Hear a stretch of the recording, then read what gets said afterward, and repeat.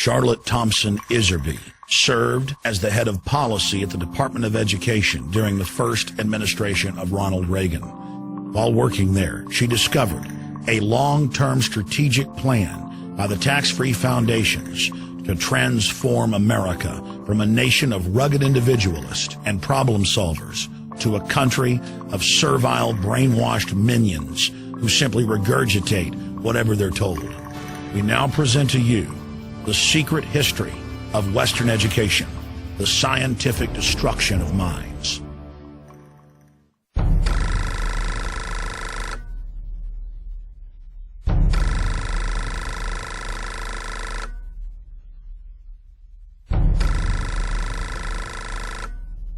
The minutes reveal that in 1910, the Carnegie trustees asked themselves this question, quote, is there any way known to man more effective than war to so alter the life of an entire people?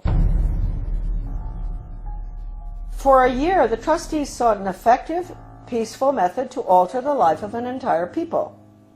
But ultimately, they concluded that war was the most effective way to change people. Oh, God.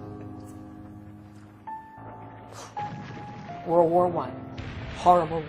Oh, God. I mean, it made every other war look like nothing. They sent a confidential message to President Wilson insisting that the war not be ended too quickly. After the war, the Carnegie Endowment trustees reasoned that if they could get control, here we go, of education in the United States, they would be able to prevent a return to the way of life as it had been prior to the war. And they recruited the Rockefeller Foundation to assist in such a monumental task. Education should aim at destroying free will so that pupils are thus schooled they will be incapable throughout the rest of their lives of thinking or acting otherwise than as their schoolmasters would have wished. Influences of the home are obstructive, and in order to condition students, verses set to music and repeatedly intoned are very effective. It is for a future scientist to make these maxims precise and discover exactly how much it costs per head to make children believe that snow is black.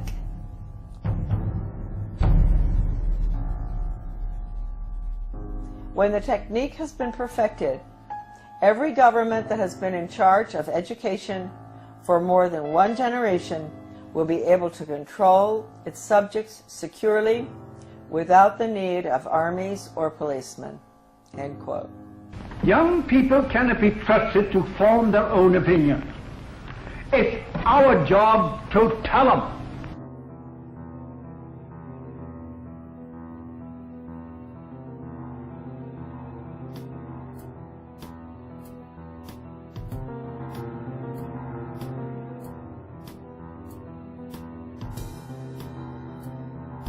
I had never intended to become involved in the battle that all of us are involved in. I had no idea anything was wrong with the way the country was going when as I was growing up, and even during my Foreign Service experience, I found myself mysteriously, I would say the good Lord works in wondrous ways, being put in spots around the world or in my country where extraordinary things were taking place under the guise of change.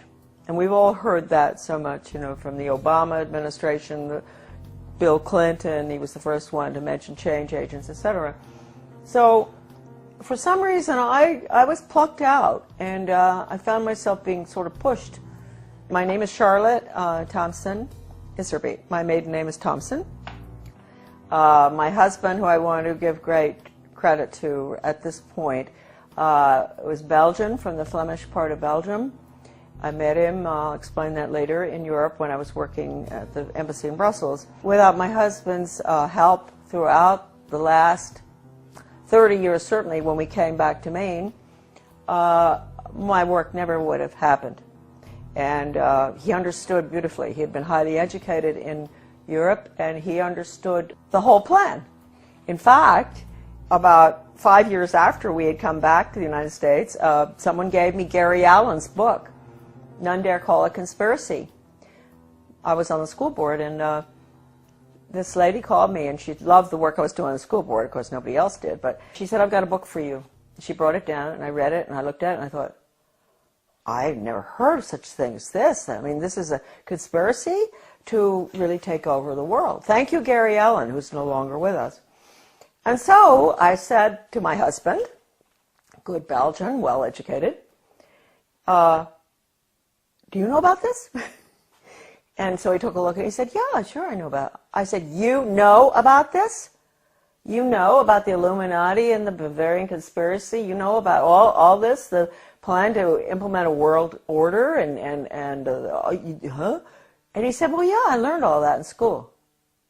And I thought, oh, okay. So thank you, Jan, wherever you are. I think that maybe you are very involved in helping all of us right now straighten out this mess. We go back. I was born in 1930. Yes, I'm getting there.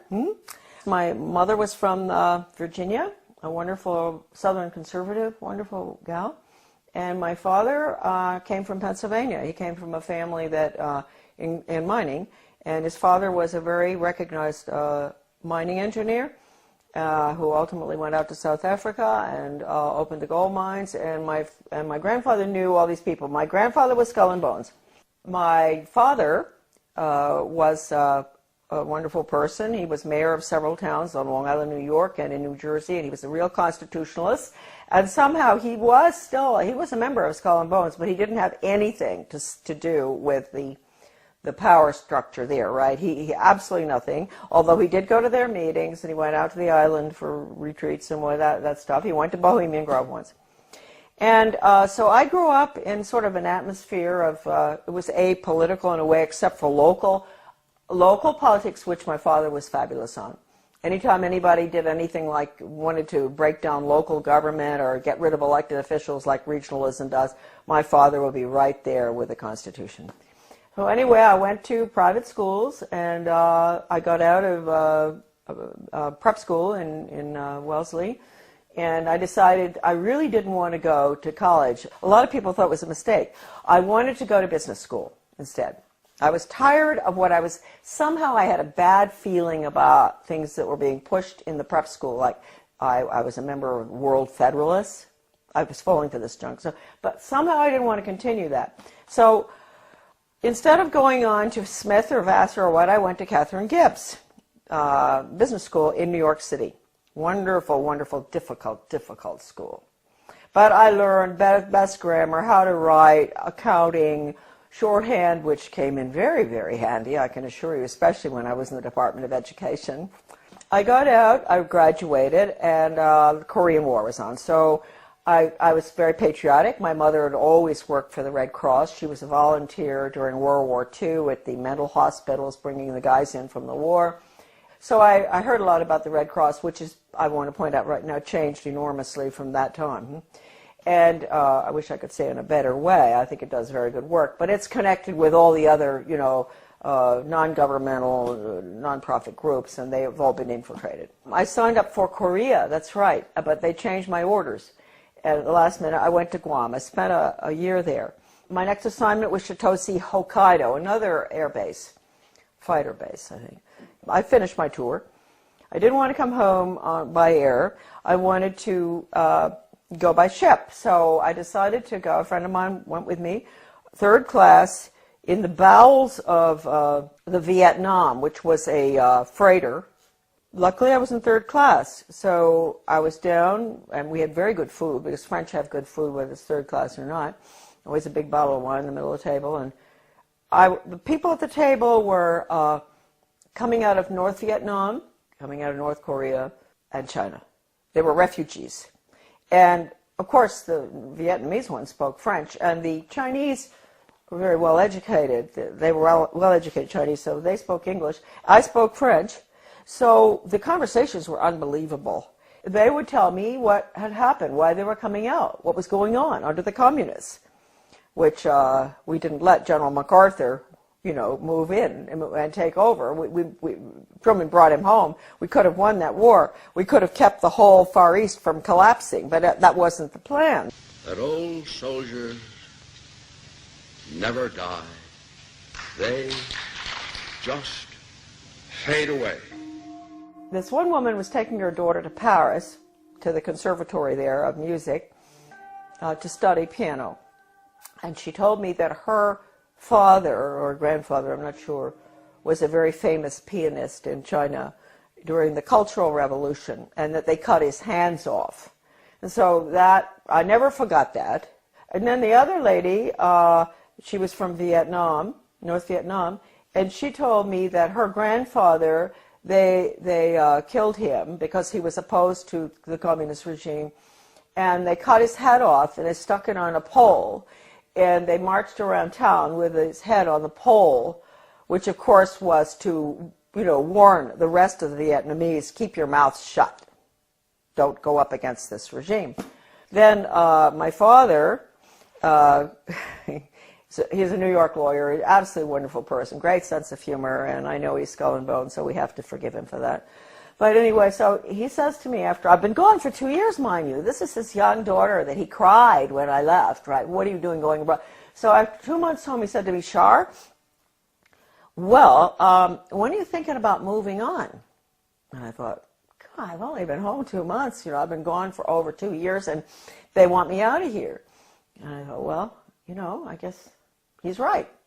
I better not hang around home forever.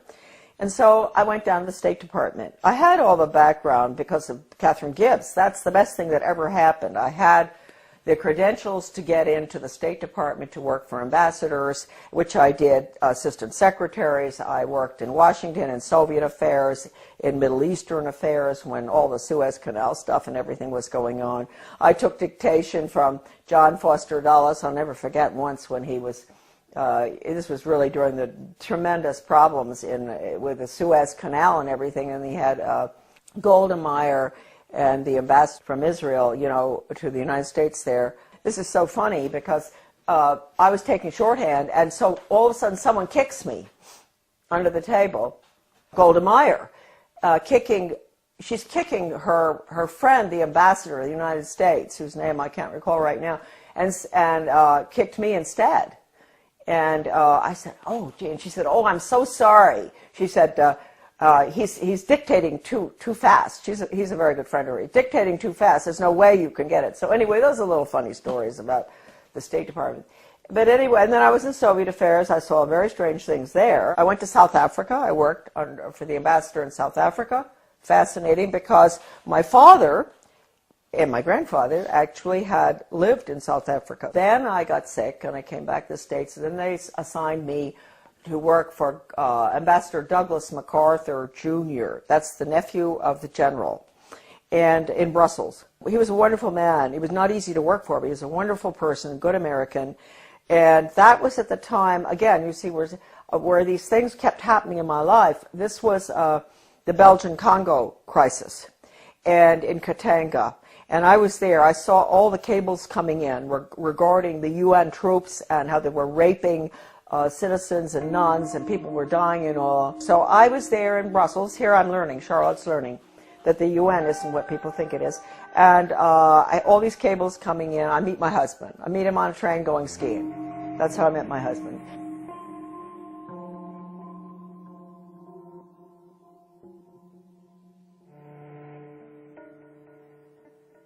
My husband and I are engaged. We subsequently get married in the United States. He comes over. Then we go back to Belgium, and we're there for about 4 years. And then from there we go again to a hot spot, which I didn't realize. I'm talking about the weird things that happened. The hot spot was Grenada. I could see then from our house overlooking the bay, the lagoon in St. George's, all this activity. Boats coming in with strange flags. Stokely Carmichael came down there to sort of stir up the pot to get the Grenadians, mad at the rich, nasty capitalists who owned these yachts and all. It was really getting bad there. And I knew the political situation well because we had Grenadians working on the boat. I had a lot of Grenadian friends in government as well. Anyway, we left. We were there about 5 years. And then when we left, I remember telling our Grenadian friends, you're going to have trouble here. There's troubles coming. And of course it did in 1984, I guess. That was one good thing Ronald Reagan did, which I was opposed to because it was a UN move, but he saved a lot of my friends from being killed by the Soviet regime in Grenada by moving in there to protect, so-called protect American students. But it was really the oil pipelines, I think, of Rockefeller that we were protecting. We're in Grenada. We go back to the United States. I put the children in public school. So here we go. I had no idea that education would be any different from sort of what I'd had. I had had a good education, a private school education, but I didn't know. And so they go into the public school system in Camden, Maine, and in retrospect, I believe that that was a pilot school, one of them for the whole country, for changing our education system from an academic, classical educational system to brainwashing for the international socialist government. Everybody has all the research on this. I have so much. It's all in my book, The Deliberate Dumbing Down of America. I hit Camden, and I start asking, I get on a little committee, philosophy committee, and we were all asked by the superintendent, highly skilled change agent out of Harvard, well, I want to know what all of you feel the purpose of education should be. And so I said, well, I think it should be to give the students a sound academic education in basics and also a strong sense of sound morals and values. And boom, they all looked at me and they said, whose values? And I thought, hey, what's going on here? I said, well, what's happened in my country? I mean, don't we still have the same values? I mean, don't we all sort of agree? You don't steal, you don't rob, you don't kill babies, you don't kill people in war, a lot of things that I thought we believed in. You don't lie. Everything was changing, and I saw it, and I saw the curriculum coming in, and I went for the values clarification training myself to find out. I had a call from a master teacher who taught all over the world, and she said, you are absolutely correct. I was on the school board by that time. After 3 tries, I got on. And she said, you're absolutely correct. I want to pay for you to go for some in-service training. And I said, in what? And she said, well, it's called Innovations in Education, and it's how to become a change agent. She paid $100 for me to go. I went. And all these normal-looking people, nice, some from my own school district and all, and the guy is a facilitator, but he's using this big book called Innovations in Education, A Change Agent's Guide, and it has all these case studies of teachers and administrators and how to sneak in controversial curriculum such as death ed, sex ed, bullying ed, alcohol ed, drug ed, all these programs that have education hanging off the end of them that have nothing to do with education. It's interesting. You don't have math ed and science ed and all. They call it math and science and history, right? But when you see anything with education hanging off the end of it, red flag, huh? In that training, he taught us how to identify resistors in our community. And they were the people who were smart, who knew that these programs were designed for nothing other than to make children engage in sex, to drink, to take drugs, to do all the things that the parents were being told the programs were to help the children. I was considered a resistor too. Here they were training me to identify myself, huh? And so I never ever got over that. Also, we were being trained to go to the important people in the community, and they're really very good people. We all know who they are. They're friends of ours and all, but they're head of Rotary, head of Garden Club, head of Historical Society. You go to them, and you explain to them in very, very good, highly skilled change agent manner, which is just lies, how important these programs are for your children. We've got to put these programs in. This was 1973, all the way through right now. Huh? That period in education, we call it the unfreezing of our children's values, the ones taught by the parents at home and the church, basically.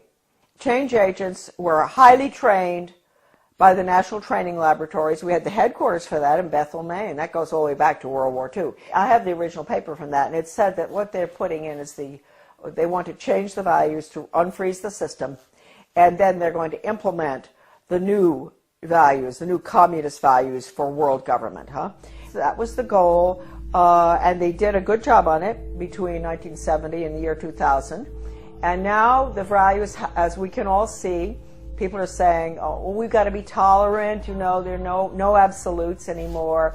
That's not fair to judge people. Don't be judgmental. If your grandmother is dying of cancer and you can't afford the medicine, it's okay to steal it. That's what you call values clarification. With the education for a planned economy, using workforce training, identifying children at a very early age, what they're going to do the rest of their lives. It's the Soviet planned economic system, starting as early as first grade. That's being put in now under the guise of school choice, charter schools, and using the performance-based, outcome-based Skinnerian Pavlovian method with a computer. Pavlov, interestingly enough, was a Russian. People think that he invented operant conditioning.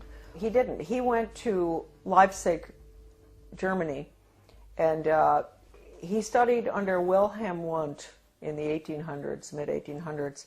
Wilhelm Wundt was a philosopher, German philosopher, who was involved in trying to figure out how you can get people to do change, understanding the psychology, what makes people click, how you can get them to do what you want them to do, etc. And he became very frustrated with the inability to change people's behavior and their views and everything, doing the traditional way, lectures and this and that and all, and discussions and all. And finally, he realized that what he was dealing with was the human soul.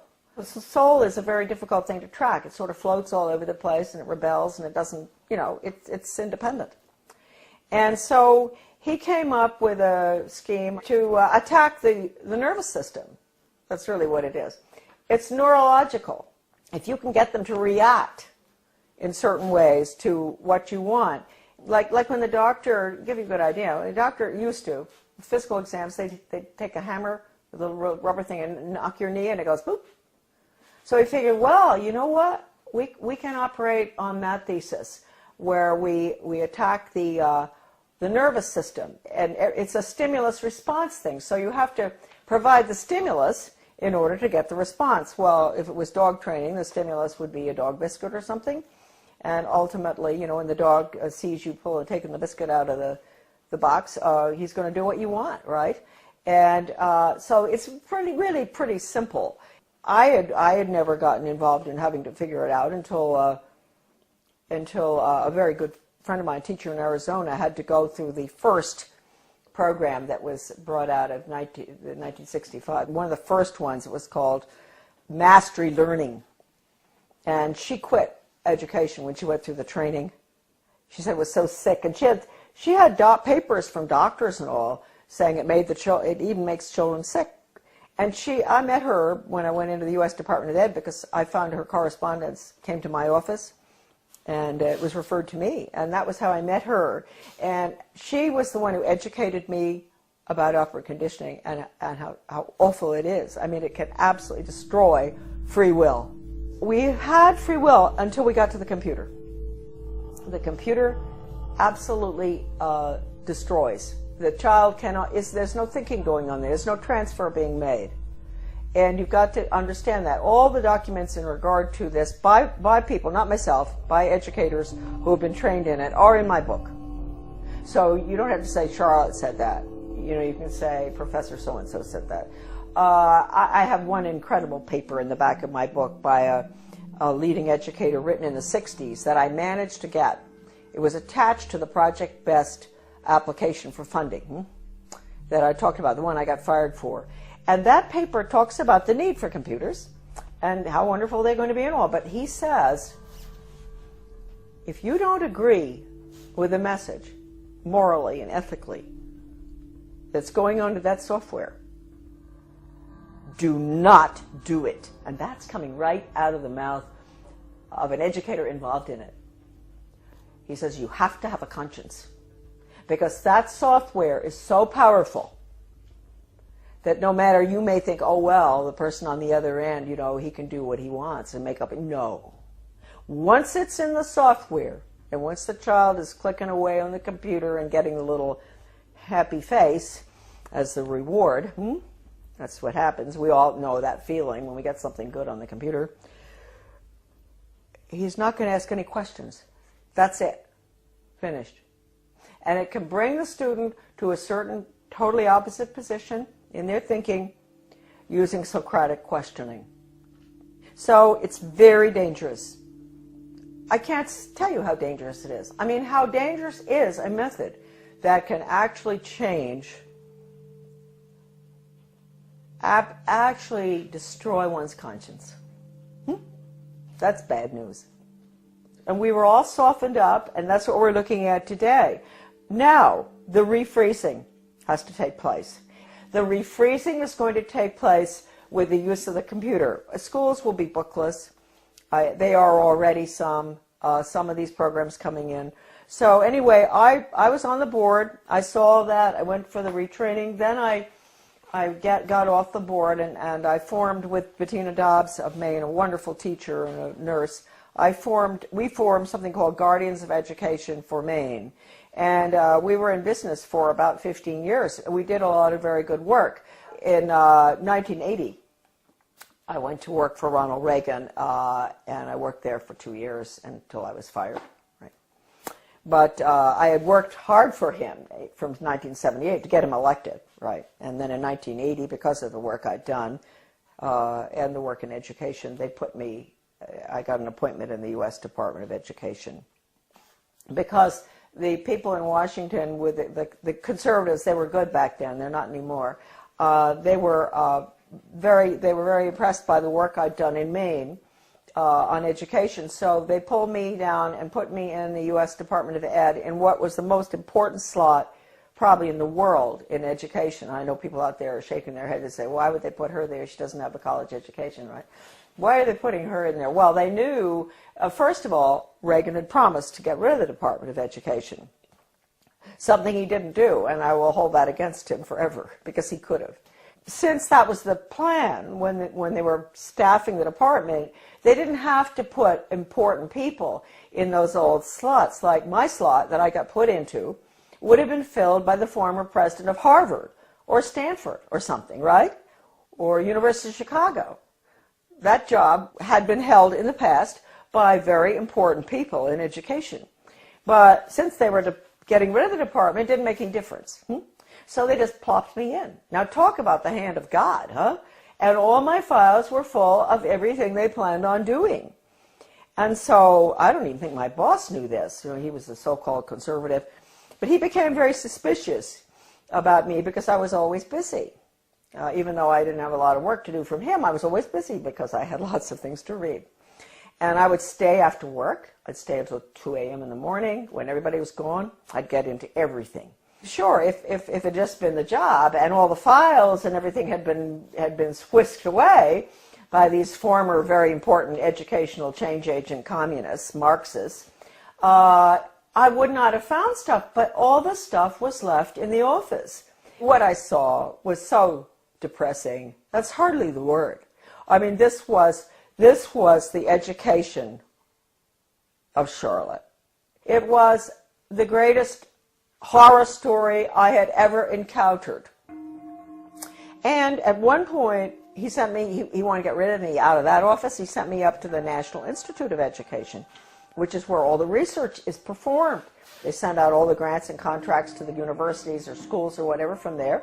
I found out I was really in the belly of the beast right there, because I had access to all the computer printouts of all the grants and contracts of your money folks going out, not just across our country, but all around the world, about how to change the education system from academics to a brainwashing using Pavlovian, Skinnerian, operant conditioning computers and workforce training for the globalist economy. the corporate fascist socialist communist government that's coming right in this minute. I had a friend from Maryland who used to come and she had a huge Cadillac, and I'd get all my stuff and put it in, interesting for many people, LL bean bags. You know this big LL bean bags? This huge ones? And I'd put all the papers in there, and at lunchtime we'd meet uptown for lunch. She'd come in, marvelous gal, Australian, who I absolutely love, probably one of the finest Americans who ever, she was Australian, but she did more for our country than anybody I've ever known. Brilliant. We'd meet, dump the stuff in her car, go have lunch. She'd take it home. She'd get some of it out to the people across the country.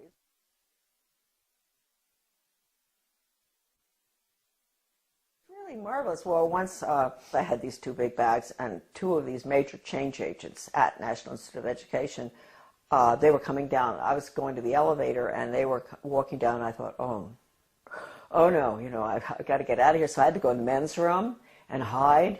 And I'd never forget that, hiding in the men's room. And I thought, what if, I mean, there may be other guys coming in here, not just to the elevator. And anyway, nobody came in. They went down the elevator.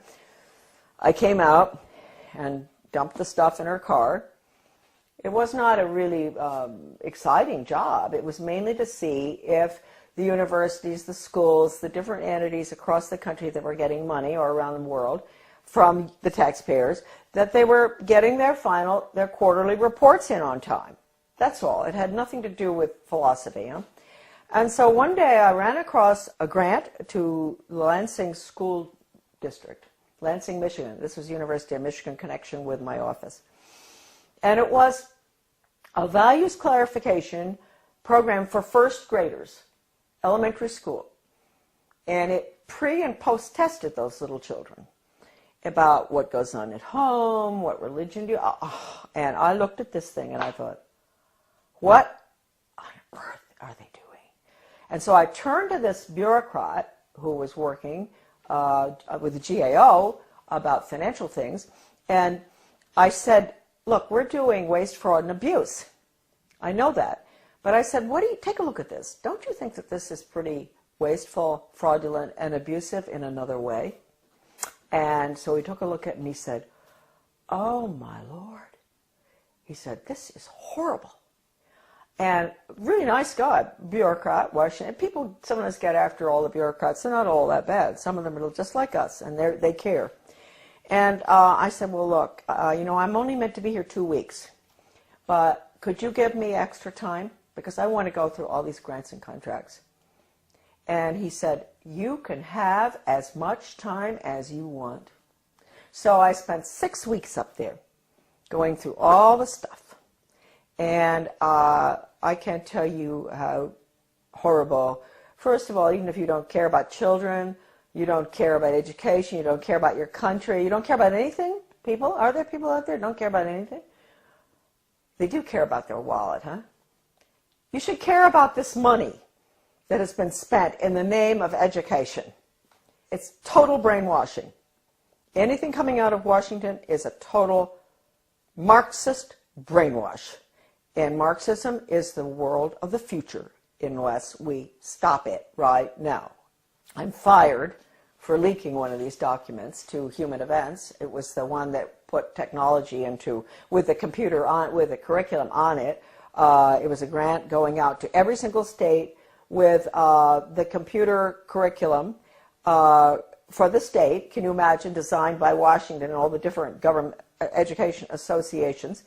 And within that big paper that I found, Better Education Skills Through Technology, it was called, Project BASS, I found this one paper, this was sort of a draft, and it said, what we at the federal level can control and manipulate. That's a direct quote, colon. And then it listed, this is for us at the local level because we don't know how to run our own laws, and the state. I get fired. Then I write the president, I write Reagan, and I tell him what's going on in the department. And I said, you would be shocked if you knew. This place has got to be shut down, etc. And it was a long letter. I explained everything, that the U.S. Department of Education is a Marxist factory designed to destroy any semblance of good values, academics, etc., and to make sure our children march blindly into a socialist communist world government. That's the goal of the U.S. Department of Education. They didn't want anyone to know that Ronald Reagan had that letter. So I never got a reply. I tried to. I called Ed Meese. I went home, called Ed Meese, who was the chief counselor or whatever in the White House, and I said, I want to talk to you all. I want an answer to that letter. Finally, I went down and talked with Ed Meese's aide, Ken Cribb, and I said, he patted me on the shoulder, you know, that way they do that. Oh, Charlotte, aren't you pleased to know the president got your letter?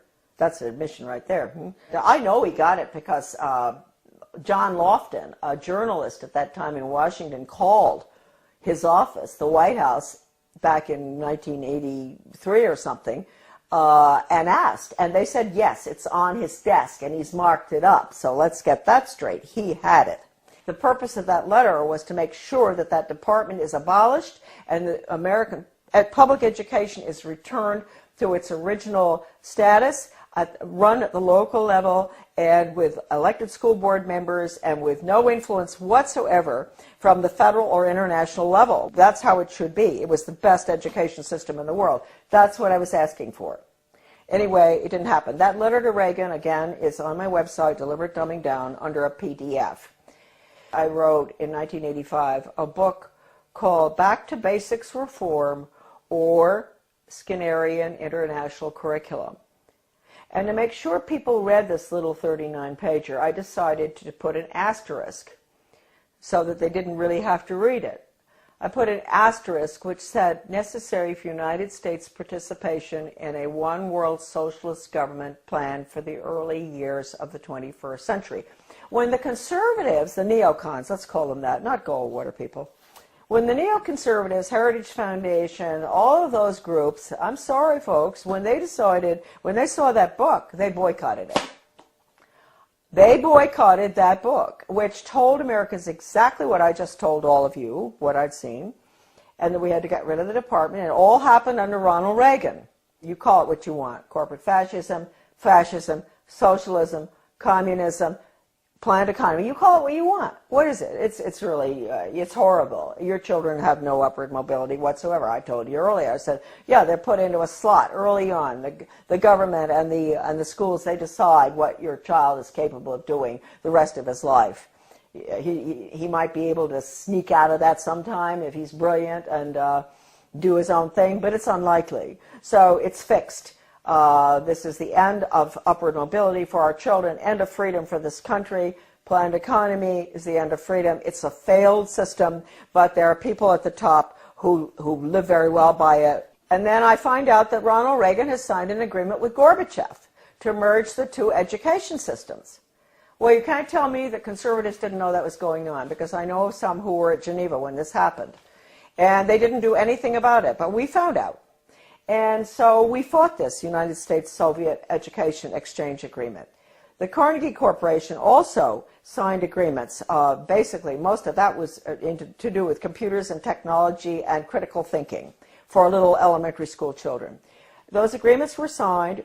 We raised $5,000 to put an ad in the Washington Times to expose that. It was called Educate is Worse Than Watergate or something.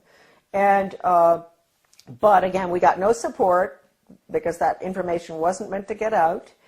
Then, about 4 years after the fact, my little article was called Soviets in the Classroom, America's Latest Education Fad, that nobody would touch.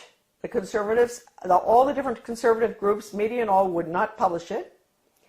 And all of a sudden I got a phone call from a wonderful man by the name of Robert Morris. He was a judge from New Jersey.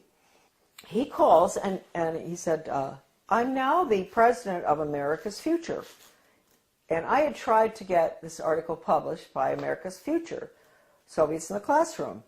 And I couldn't get it published. It was interesting because America's Future used to do a lot of articles on bad textbooks and everything in the United States. And I thought surely they would be interested in the United States-Soviet textbook agreement, too, and exchanges. And I was sure but no, they would not publish it. So this Marvis, Bob Morris, became president. He found my article in a drawer in the desk that was left there, the manuscript. And he read it and he thought, oh, what is this? Can you imagine? He's a leading conservative himself, very important person. He had not heard about it. He had not heard what Reagan had done. It's happened ever since 1958 when the first agreement was signed by Eisenhower with the Soviet Union at the peak of the Cold War. And then the various agreements have been signed all the way through until recently, one with China. So we have merged, and let me point out, just today, I was informed that there are forces at work in the state of Maine that are surrounding our wonderful people that we elected last November. Traditional Mainers, good, hard-working Mainers who were very upset about what's going on. They worked hard to get our governor in, a wonderful man, Paul LePage. And I want to warn all of you that out in your states, if you elected some really good people, they've been surrounded. And you've got to be very careful. You've got to let them know not to go along with any of the agendas that call for regional government or consolidation. Because regionalism, you know, the merging of services, the police forces in one town, police force merges with another one, the schools consolidate, all the little schools merge into a big one. They tell you that's to save money and all. They're lying to you because it doesn't. We know that. It doesn't save money. But what it really is, regionalism is communism. And I have an article, it's in Deliberate Dumbing Down of America. You can look up the name Zeitlin. You will see this communist writer for the Communist Daily World in the mid-70s talking about the need for the United States to implement regionalism and consolidation. It's communism. So any effort that you see out there where they use the word, they don't use the word regionalism that much anymore, they're getting smart. They use the word consolidation.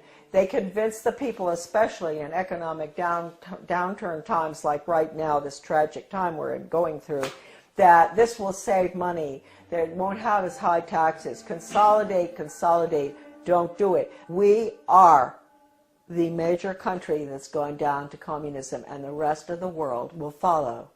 They'll call it the global system, the international socialist global system. It is nothing but a totalitarian system. In 2002, President Gorbachev, in speaking in London, he called the European Union the new European Soviet. We know what we're looking at. The North American Union and all other regional entities throughout the world, whether it's the Pacific Circle Consortium or whether it's the Middle East. You think we went into the Middle East for any reason other than to destroy Iraq and to make it part of a region hooked into the banks? What they're doing is they're destroying the Middle East so they can restructure it as a region in this new world order. So these are all the regions. Their whole structure is based on the model, which is the European Union. So I ask Americans, what will you call? What would Gorbachev call the North American Union? He would call it the North American Soviet. How do we like that?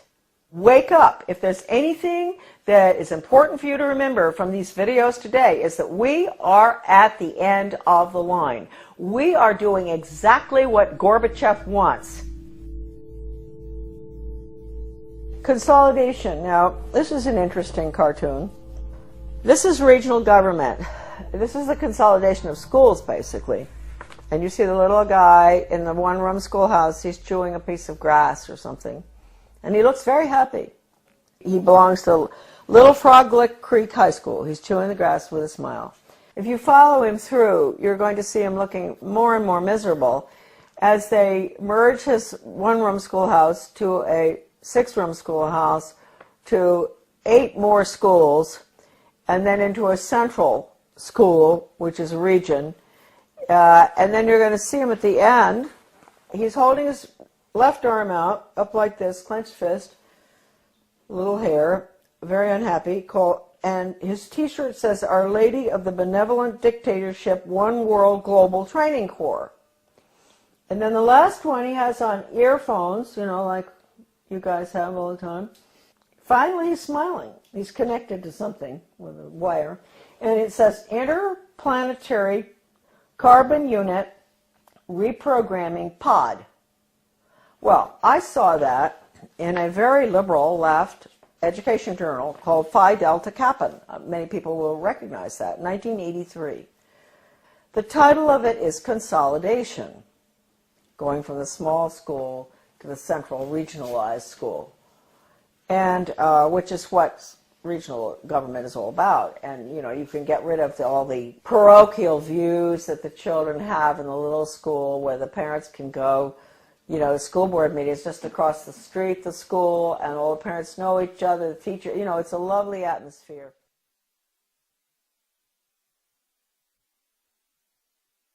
And then you end up with all the children going long distances on the bus, which is no good for them, to the regional school. And then you have country boys and girls who are being mixed with city boys and girls. So then they get into the drug scene. So we've seen with consolidation that the test scores go down, the drug problem gets worse, the cost of education increases, although they tell you that consolidation is to make it cheaper. A lot of people just don't understand the word consolidation. Consolidation is consolidating all the services together under the guise of this is going to be cheaper for you. But in the process, what happens is you lose all your elected officials because all of these entities are being merged. So at the local level, you don't have any representation anymore. And ultimately, you spend far more. That's the whole restructuring of our constitutional form of government, is being thrown to the wolves in favor of this regionalism and consolidation system in every area. Education, you know, government bureaucracy to make things cheaper, you name it. Planning, the word is central planning. That's the Soviet system, central planning, regionalism. No matter how beautiful everything looks outside, no matter how good those restaurants are in your town, or the good funny movies, or the whatever, no matter whatever beautiful things you see in your life and your family, etc., folks, it's curtains. October 24, 1975, the World Affairs Council of Philadelphia issued a Declaration of Interdependence, written by well-known historian and liberal think tank Aspen Institute board member Henry Steele Commager.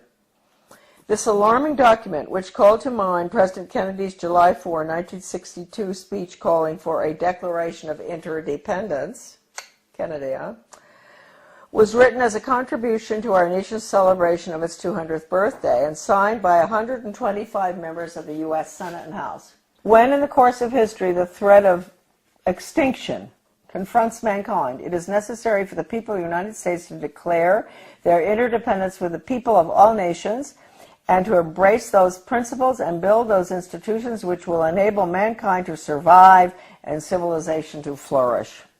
2 centuries ago, our forefathers brought forth a new nation. Now we must join with others to bring forth a new world order. We affirm that the economy of all nations is a seamless web and that no one man can any longer effectively maintain its processes of production and monetary systems without recognizing the necessity for collaborative regulation by international authorities. This little blue book is called Conclusions and Recommendations, and it has a weird title, and you'd think it only deals with social studies, but it doesn't. It's the report of the Commission on the Social Studies. It was funded by the Carnegie Corporation, and the book virtually recommends that the curriculum all be geared towards the Soviet system, internationalism, planned economy, etc. It's been referred to by a leading British professor of British socialism as a plan for a socialist America. This book is at my son's website, AmericanDeception.com, thank heavens, because this is the only copy that exists in the whole world, right here. All right, so that's dated 1934. And what they're doing there is they're really talking about putting in a planned economy. So that's what we're putting in right now with the program that's just gone into our little school in Dresden, Maine. We've put in the Di Lorenzo Reinventing Schools plan, which I said earlier, your children will be graduating at 14 or 21. No grades, no ABCD, no kindergarten through 12th grade, because it's going to all be workforce training, and the curriculum will be based on the Malcolm Baldrige Total Quality Management Award that has only in the past been given to Cadillac and Hilton Hotels and things like that. The Malcolm Baldrige National Quality Award gets results. We're not there yet. We're continuously improving, and it's something that is so deep in our organization that the concepts and principles of Baldrige will be applied forever here. So this same Carnegie Corporation in 1933 instituted the 8-year study, which went on until 1941. That's the Skinner method, performance-based, results-based. That's all what you can do, not what you know in your head. They don't want children to think or know anything, no history. It's what you can do for the good of the global economy. And the Education Commission of the States, a very important unconstitutional regional entity which controls education in every state as well, they had a little newsletter that I used to get. And one day I was reading it, and my eyes went down to the bottom of the page, and I said something.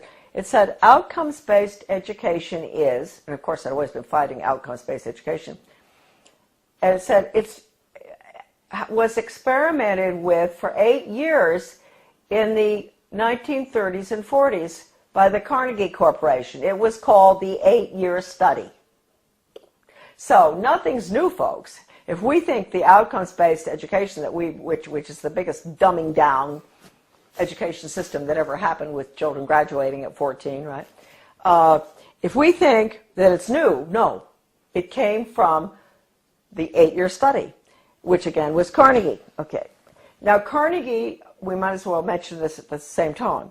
1965, the Elementary and Secondary Education Act, Carnegie was all involved in paying for the national assessment, which is all 60% politically correct. That's the test that all schools around the country have had to give for the past, ever since 1965. Now it is 60% politically correct. Your kids' ideas on global warming, sustainable development, a world government, the fact that the Constitution's outmoded, all that. So they paid for the national assessment. They were the ones instrumental in putting up the money for the Education Commission of the states in Denver. In your Senate Education Committee in your state, there's always going to be one person who is on the membership of the Education Commission of the states. So there'll be about 50 state people. So they get their orders from the Education Commission of the states. That's Carnegie, paid for that. In 1985, Carnegie signed an agreement with the Soviet Academy of Science. At the same time, Reagan signed the agreements with Gorbachev to merge the two education systems. Carnegie signed with the Academy of Science to develop computer courseware for elementary schools dealing with critical thinking. That was an agreement signed. That's for our children, right? In first grade, critical thinking on the computer. Reagan, Clinton, the two Bushes and all, implement the school to work agenda. That was the beginning of the planned economy under Reagan. So then Mark Tucker comes in, Carnegie. All the controversy going on in the 90s, Americans were up in arms about the destruction of their school systems. They would go in deliberately and destroy, because in order to restructure, you have to destroy. Foundation for the Advancement of Teaching, David Hornbeck, who's big on compulsory community service, compulsory. He called for that when he was the superintendent of schools in Maryland. He was commissioner. Way back, he called for mandatory service. That's another thing, folks. You better watch out. We're going to be slaves. Mandatory service. So anyway, this same Hornbeck, who's connected to Carnegie all along, goes into Kentucky, destroys that system, goes up to Rochester, New York. He goes out to state of Washington, Iowa, destroy the schools, restructure them for school to work. That's all Carnegie. And the latest information coming in for Maine with a complete recommendation, that is. Who knows, maybe our governor, well, we can get to him fast enough, to help him understand that we can't have charter schools. Charter schools are the vehicle to implement the planned economy. We can't have them. They're unelected school boards anyway. We don't even have a school board with a charter school. They get federal money. Why no school board? They get federal money, so we have to give the federal test. No charter schools, forget it. So all of this is coming together, coalescing at the same time. The 3,000-page hearings of the congressional investigation of the Reese Committee on investigation of the subversive activities of the tax-exempt foundations, I bought the only available copy in the country, 3,000 pages from a really good friend of mine, a wonderful American. He had been offered any amount of money for that 20 years ago by one of the minions of the tax-exempt foundations. They did not want that copy to be floating around. The research director for those hearings, his name was Norman Dodd. I knew him. And the conversation that I'm going to discuss right now that he had with the president of the Ford Foundation, Rowan Gaither, was off the record in New York City at Ford Foundation headquarters. And Norman Dodd told me over dinner in Washington, D.C., in a restaurant in Georgetown, Rowan Gaither said to him, Mr. Dodd, basically, we at the foundations, we don't determine the agenda. The agenda has come from directions from the White House. That was Eisenhower at the time, right at the peak of the Cold War. And that agenda, our instructions are to use our tax-exempt status, your money, folks, change America so it can be comfortably merged with the Soviet Union. Now, a lot of you may say, well, that never happened. Well, it's happening right now, folks. It's happening right now, as we speak. Foundation-funded non-bloody revolution. Committee Chairman Carol Reese warned fellow congressmen of a diabolical conspiracy that a certain few foundations were financing the socialist and communist overthrow of the United States.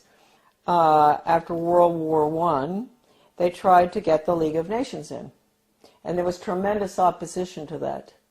And then you had opposition between then and between World War II. You had Lindbergh and a lot of Americans going before the Congress to keep us from going into the UN. You had all sorts of opposition. But they got their way.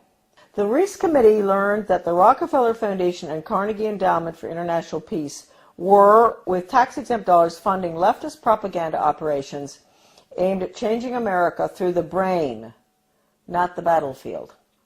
Patriotism, national sovereignty, individual responsibility, and Christian beliefs were belittled, while the concepts of a one-world government, socialism, collectivism, and humanism were deemed essential for peace in the modern age.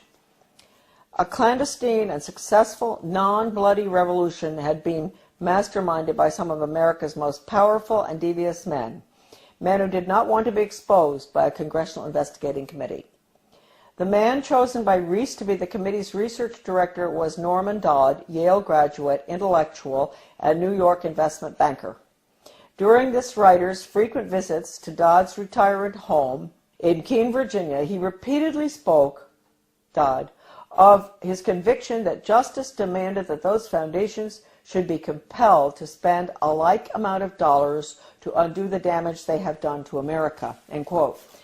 Dodd sent committee questionnaires to numerous foundations, and as a result of one such request, Joseph E. Johnson, president of the Carnegie Endowment for International Peace, invited Dodd to send a committee staffer to Carnegie's headquarters in New York City to examine the minutes of the meetings of the endowment's trustees. Now, this is Carnegie we're talking about, the one I always go after.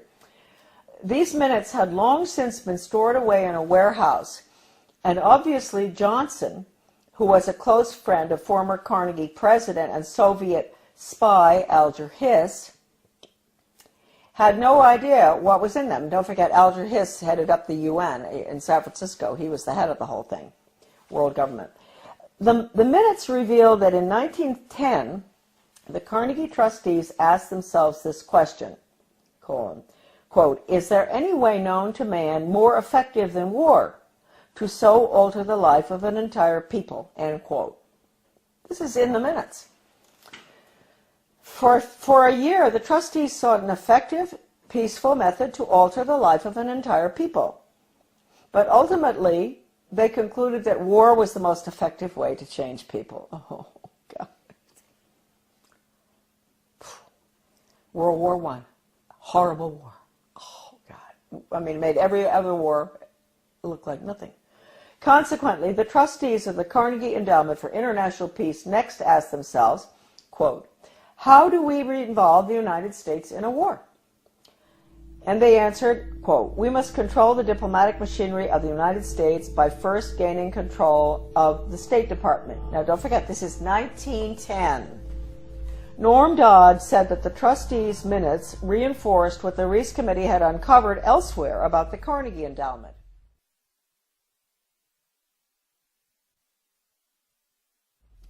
That it had already become a powerful policy-making force inside the State Department.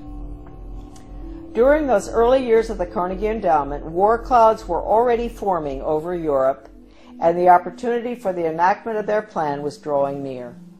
History proved that World War I did indeed have an enormous impact on the American people. For the first time in our history, large numbers of wives and mothers had to leave the home to work in war factories, thus effectively eroding women's historic role as the heart of the family. The sanctity of the family itself was placed in jeopardy. Life in America was so thoroughly changed that, according to Norman Dodd, quote, the trustees had the brashness to congratulate themselves on the wisdom and validity of their original decision, end quote.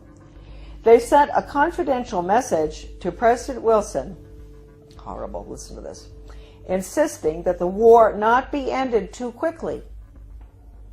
Carnegie trustee Cleveland Dodge, one of Wilson's financial supporters, had direct access to the president, and as did Elihu Root, endowment president from 1910 to 1925. After the war, the Carnegie Endowment trustees reasoned that if they could get control, here we go, of education in the United States, they would be able to prevent a return to the way of life as it had been prior to the war. And they recruited the Rockefeller Foundation to assist in such a monumental task. According to Dodd, quote, they divided the task in parts, giving to the Rockefeller Foundation the responsibility of altering education as it pertains to domestic subjects. That was the Southern Education Board they set up. But Carnegie retained the task of altering our education in foreign affairs and about international relations. That would be UNESCO, UN, all that stuff. The foundations decided that the most effective method of achieving this goal would be to alter American history. So they awarded grants, fellowships, and scholarships to those professors and historians who would rewrite American history and promote one worldism, humanism, and socialism. By the early 30s, the well-laid plans of the foundation trustees had reached fruition, and a Reese Committee staff report concluded, 1, that there had indeed been a non-bloody revolution in America between 1933 and 1936, 2, that a certain few foundations had funded efforts to change the beliefs of the American people through education and propaganda, and 3, that these revolutionary changes had been accepted without resistance. To demonstrate how thoroughly American opinion had been changed according to the plan of the foundations, we cite the following historical example. At the end of World War I, Woodrow Wilson and his shadowy alter ego, Colonel Edward M. House, tried to sell the U.S. Senate and the American people on the idea of the League of Nations. This was, of course, the first concerted international effort towards a one-world government. Wilson and House failed in their mission, but a generation later, after another great war and much re-education via college international relations clubs, international studies, educational grants, and the like, the Senate and the people readily accepted membership in the United Nations. Roosevelt's foreign policy advisor, Alger Hiss, helped write the UN Charter, in which the Soviet Union was given 3 votes in the General Assembly and the United States only 1. And then, before his perjury conviction for lying, that's Hiss, about his Soviet espionage activities, he went on to become president of the Carnegie Endowment for International Peace. Chairman Reese expressed justifiable rage when he described what was happening as a diabolical conspiracy. the conspirators had left little to chance. Those congressional investigations of the early 50s into tax-exempt foundations were mandated by the House of Representatives in a resolution stating, quote, "The committee is authorized and directed to conduct a full and complete investigation to determine which of such foundations and organizations are using their resources for un-American and subversive activities, for political purposes, propaganda, or attempts to influence legislation." Now, folks, I want to tell you, the 3,000 pages of testimony, Reese Committee hearings, is at my son's website, AmericanDeception.com. The person I bought the hearings from, the transcript, was offered 20 years ago any amount of money for that 3,000 pages. The foundations wanted it back. It was the only copy left available. And he would not sell it to them. So my friend sold it to me. My friend knew Norman Dodd very well. He sold it to me for $3,000, which is really cheap. All right, a dollar a page. Huh? He'd been offered any amount. They said, "We'll pay you anything. You name it, anything. We want that copy." So it's now on the web for everybody to read. All right, now we'll continue. The congressional investigations, right. To determine which of such foundations and organizations are using their resources for un-American and subversive activities, for political purposes, propaganda, or attempts to influence legislation. The tax-exempt status granted to foundations by the Congress of the United States is a special and powerful privilege subsidized by the American taxpayer. Therefore, Congress has not only the authority but also the obligation to investigate how tax-exempt funds are spent. This should be the next investigation. Ron Paul should do this one, after the Federal Reserve. The Ford Foundation, largest of all the foundations, balked when it received a preliminary questionnaire from the Reese Committee. H. Rowan Gaither, president of the multi-billion-dollar foundation, summoned committee research director Dodd to foundation offices in New York City. At the meeting, Gaither asked, "Mr. Dodd, we invited you to come here because we thought that perhaps off the record." You see, that's why it's not in the transcript of the hearings, what I'm reading you now. This was off the record in the office in New York City. "We invited you here because we thought that perhaps off the record you would be kind enough to tell us why the Congress is interested in the operations of foundations such as ours." Gaither answered his own rhetorical question with a startling admission. "Mr. Dodd, all of us here at the policy-making level of the foundation have at one time or another served in the OSS, the Office of Strategic Services, the forerunner of the CIA, or the European Economic Administration, operating under directives from the White House. We operate under those same directives. The substance of the directives under which we operate is that we shall use our grant-making power to so alter life in the United States that we can be comfortably merged with the Soviet Union." End quote. Stunned, Dodd finally replied, quote, "Why don't you tell the American people what you just told me? And you could save the taxpayers thousands of dollars set aside for this investigation." Gaither responded, "Mr. Dodd, we wouldn't think of doing that." In public, of course, Gaither never admitted what he had revealed in private. However, on numerous public occasions, Norman Dodd repeated what Gaither had said and was neither sued by Gaither nor challenged by the Ford Foundation. The latest article that I've written with Debbie Niwa, a wonderful researcher, a magnificent person and brilliant, did all the graphics and formatting and a lot of her own research as well on change agents and how they brought Americans to have a totally different mindset using all of the sensitivity training. Debbie had some fantastic research of hers is in that article. As well as at the end of writing it, we came across extraordinary quotes from C.S. Lewis, who points out that if you substitute workforce training for education, that's the end of civilization. It's the end of the human being as an entity opposed to being an animal. It's the end of the human soul. It's the end of the conscience. And we have all of the evidence from educators and change agents, articles saying that the computer is fantastic for changing values. an educator with the World Institute for Computer Assisted Instruction. His name is Dustin Houston, where he talks about, won't it be wonderful when the child in the smallest school, most remote area in the country can have the curriculum developed by the world's finest psychologists, and nobody can get between that child and the curriculum. Parents, wake up. That means you, parents, you can't get between the child and that curriculum. You can't control anything anymore. You've lost it. This is going in right now. And they say this works too. What works? I always wondered when I saw this stuff titled What Works in the U.S. Department of Ed, and I didn't pay too much attention. And one day I picked it up, something, and what works? Yeah, dog training works. If you reinforce, if you give rewards and all. And mind you, folks, the rewards are being passed out galore all over our country now, not just in education. In my former town of Bath, the police, the community-oriented policing system, the police are giving rewards to citizens who do good deeds. They give them a little medal. They see them to help an older lady across the street who has groceries. The police determine what the good deed is. She gets a medal. That's a reward. That's conditioning. That's operant conditioning. You're going to end up with a society that never does anything for the sake of it being right. And they're never going to take a stand against anything unless it's approved by the government. So that's going to be the result of operant conditioning. It's throughout our community right now. The Secretary of Education, Arne Duncan, when he was in Chicago, with the Chicago schools, he even recommended paying students for good grades.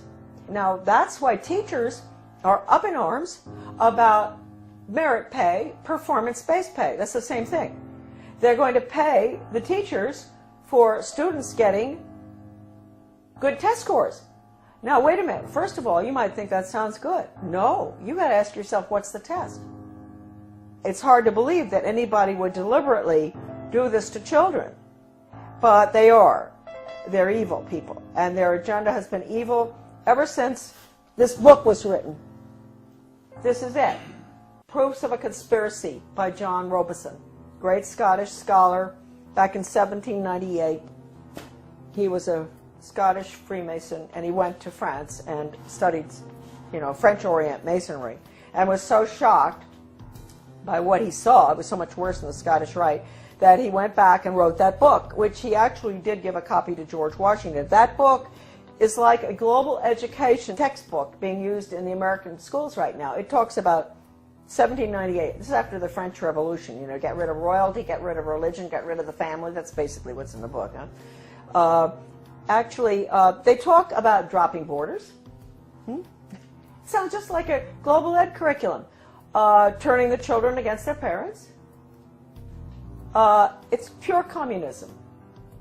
That's why I say that now, basically, the only thing that we can do, certainly with education, which is being turned into nothing but corporate school-to-work agenda, using the Soviet-Cuban Polytech system, where they pull the children out, send them over to the cigar factory, at noon to learn how to make cigars. The same thing here. That's being put in. It's been in the works for 30 years. The nail is going in the coffin right now.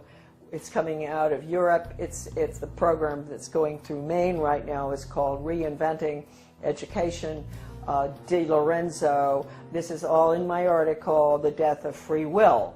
All of this documentation about the final nail in the coffin, which will be school to work across the board for global corporate profits. Our children are nothing but human resources and guinea pigs to be trained like animals. Animal training using Pavlov, Skinner, all of which was brought into the United States by, we'll get on to, the order at Skull and Bones.